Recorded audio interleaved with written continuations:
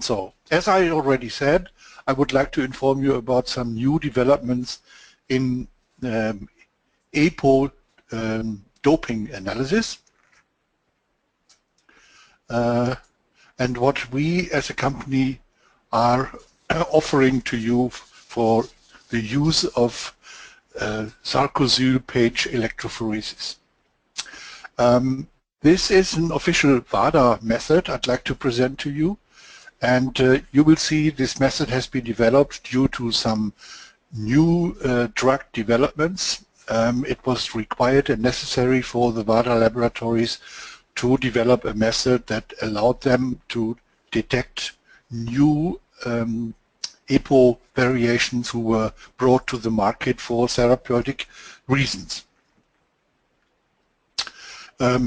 First, let's go a step back and we talk about why electrophoresis for EPO analysis. Well, the natural EPO, the human EPO, differs from the recombinant EPO by the length of the carbohydrate chains, whereas the amino acid sequence is identical. So this difference in length and size you can of course use in electrophoresis very well.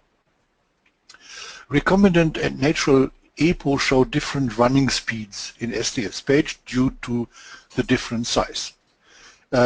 This was true for a couple of years, but new EPO variations, chemically modified EPO variations, made it necessary to modify the analysis technology and application as well. The difference in glycosylation leads to different isoelectric points of the isoforms. That is the reason why for many years isoelectric focusing was the classical standard method for the EPO doping analysis. And the immune detection after blotting, for instance, pressure or electrode transfer, allows secure detection of EPO isoforms. I'm not going into the details of this application and the methods right now.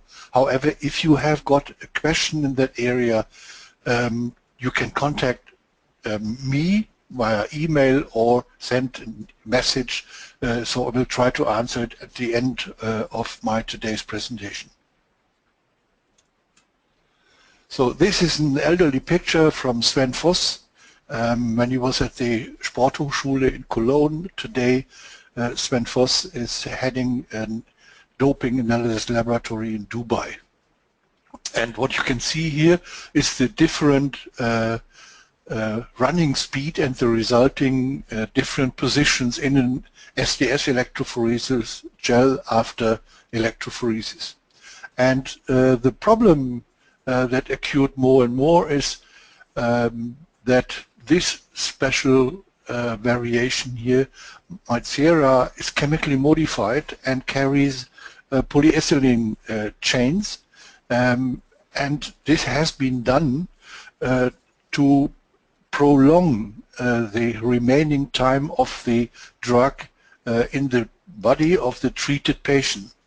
That has as a result that there is very small concentration of this sera type EPO in the urine, and it was more and more difficult to detect the new type of EPO in the urine, and therefore Christian Reichel and his team in Seibersdorf, they had to develop a new method that enabled the laboratories again to detect low amounts of Mycera in urine and in blood. So here you see a typical separation pattern of different EPO types after isoelectric focusing. However, isoelectric focusing as well as isoelectric focusing is still in use. There are more and more laboratories who switch over to the SAR page technology because it is a more sensitive, faster, easier technology, and since it's more sensitive, it allows to have wider detection windows. I'll talk about that in a second. So here you see a commercially available isoelectric focusing gel, and by accident it's a gel from Serva. Please allow me to do some promotion for our own products. So the new requirements to detect the MySERA requested a change in the SDS electrophoresis technique. SDS is a very well working detergent that solubilizes almost all proteins and does that really very well. That is why SDS is so worldwide popular as the #1 in anionic detergencies.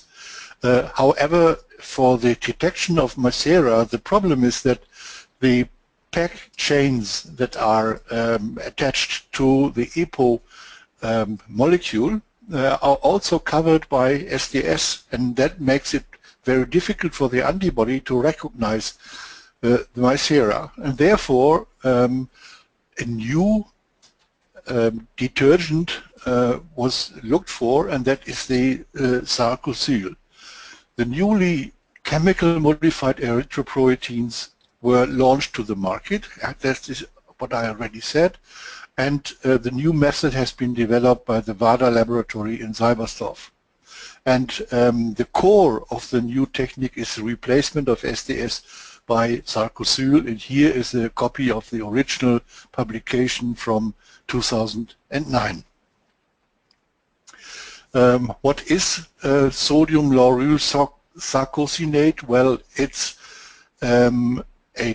a detergent that is based on an amino acid on sarcosin, and it's an anionic surfactant using as foam and cleansing agent. That was the original purpose, and it's used in shampoo, shaving foam, and toothpaste, like SDS, which is also popular for all this application.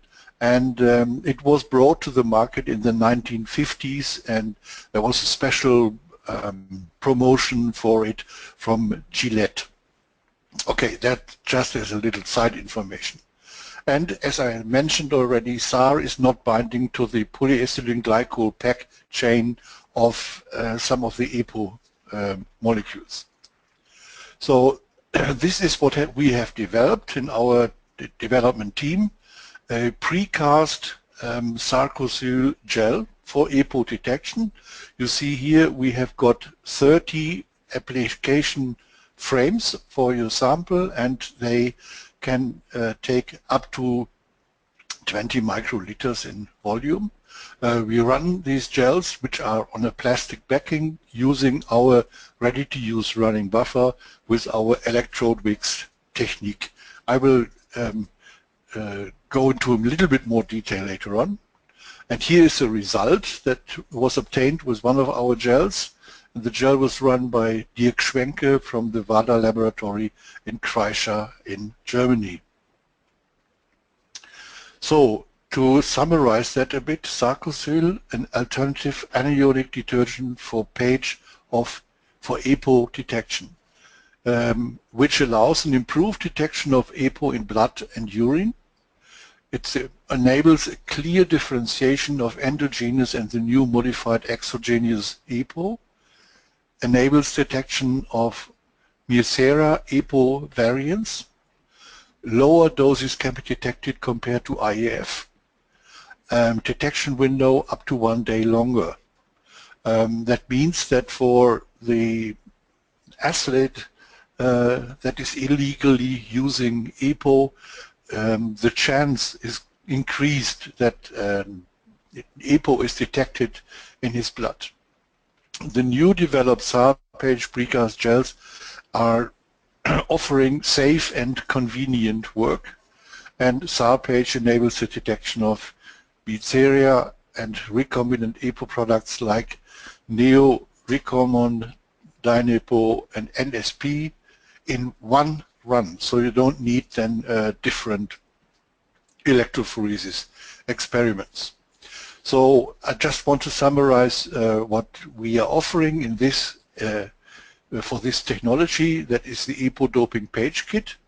This is something that I have already presented, the gels packed at 4 in 1 package, the ready-to-use buffer and the fabric buffer wicks, which are our buffer tanks. And in addition to that, for those of you who do want to do capillary or pressure blotting, we have developed a new system that consists of aluminium metal plates, and the lower metal plate is has a very even and plain surface. The heavy plates here that are building the pressure can be piled up so that we maximum can have a pressure of 8 kilograms on the surface of the gel. And what you see here is the stacking of the different membranes. Here is the gel, here we have the membrane, and then blotting paper and blotting fleece. The blotting fleece is made from the same material like the buffer wicks, which have the advantage that they are very, very clean and don't contain any disturbing chemicals. So which system do we recommend for the running of the SAR gels, and also for, as you can see here, isoelectric focusing for different application like urinary protein analysis? It's our high-performance electrophoresis Blue Horizon, with a very high capacity cooling plate made from aluminum oxide ceramics. We have got 3 electrode positions for different gel sizes. You can run all our precast gels, but also all the other precast gels that are on plastic backing from other suppliers on this system. It's very easy to handle. The gels are easy to load and to remove after the electrophoresis. It requires a very low buffer volume, so we run all our also long-term electrophoresis, like for 2D electrophoresis, with just 45 mils of buffer. And this is what I mentioned already, it's for film-backed horizontal gels. So what to do if your sample number is very high and you need a very high throughput? Then we recommend our high-performance electrophoresis Blue Tower. This is nothing else but 4 of the Blue Horizons in a stack, and you can run 4 gels simultaneously. The gels have to be all of the same nature. You cannot run different gels on one tower because you only have connected one electrophoresis power supply. And the electrical setup is designed in a way that all gels get the same currency, the same current, the same power, and the same voltage. And we just show here that you can run different types of gels. The system was originally designed for the second dimension of 2D electrophoresis, but you can also use it, of course, for isoelectric focusing, for 1D SDS electrophoresis, and so on. So we run the system using the so-called BluePower power supplies. We recommend 2 different ones. We have got here the BluePower 1500. That is the best one for electrophoresis. You see we have got 400 milliamps and 600 watts. When you do want to run isoelectric focusing on the same system, then we recommend the use of the BluePower 3000 because that offers higher voltage for the isoelectric focusing. And the power supply comes with the BluePower control kit. That is a little software that you can load on a laptop or a notebook, for instance, and that is registering, controlling all the different steps and the function, and also protocolling it. Well, that was what I wanted to present in brief, and we are already at the finish.